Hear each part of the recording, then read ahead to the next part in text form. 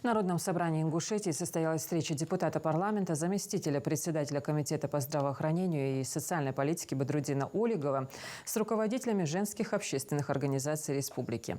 Собравшиеся обсудили актуальные вопросы общественно-политической жизни региона. Женские общественные организации вносят большой вклад в развитие Ингушетии.